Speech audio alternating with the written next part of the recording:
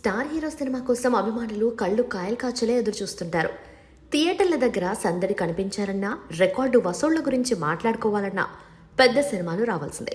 Star hero cinema అనగానే ticket రేట్లు పెంచడం సాధారణంగా జరిగే విషయమే. మామూలు రేట్ల కంటే ఓ 100 రూపాయలు ఎక్కువ వెచ్చించి టికెట్ కొనాల్సిందే. బడా హీరో సినిమా కాబట్టి టికెట్ రేటు పెంచినా కొనడానికి అభిమానులు సిద్ధంగానే ఉంటారు. ఇప్పుడు ఎన్టీఆర్ కొరటాల శివ కాంబోలో రూపుదిద్దుకున్న దేవర సినిమా రాబోతుంది. ఈ సినిమా కోసం అభిమానులు ఎప్పటి నుంచో ఎదురు చూస్తున్నారు. ఈ సినిమాకి టికెట్ రేట్లు పెంచడం ఖాయం. అయితే బెనిఫిట్ షో, ఫ్యాన్స్ షోస్ ఇలా చూడాలంటే మాత్రం జేబులు ఖాళీ కావాల్సిందే. సాధారణంగా విడుదలకు ముందు రోజు అర్ధరాత్రి నుంచే ఫ్యాన్స్ షోల హంగామా మొదలైపోతుంది. ఫ్యాన్ షో అంటే కనీసం టికెట్ 1000 రూపాయల నుండి 1500 వరకు ఉంటుంది. ఇలాంటి షో కొన్ని థియేటర్లకే పరిమితమవుతాయి. పైగా ఈ ఫ్యాన్ షోలు ప్రైవేట్ వ్యక్తుల చేతుల్లో ఉంటాయి. ఈ షోల ద్వారా ఎంత ఆదాయం వచ్చినా అది ప్రభుత్వ ఖాతాలకు జమ కాదు.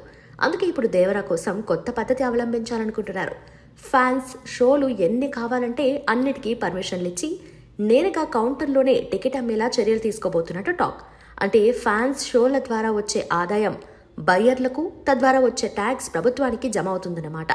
ఫ్యాన్స్ షోలు కూడా తోడైతే వసూళ్ల రేంజ్లో మార్పులు కనిపిస్తాయి. ఎందుకంటే ఇంతకాలం ఫ్యాన్స్ షోల ద్వారా వచ్చే ఆదాయాన్ని షేర్లు చూపించేవాళ్లు కాదు.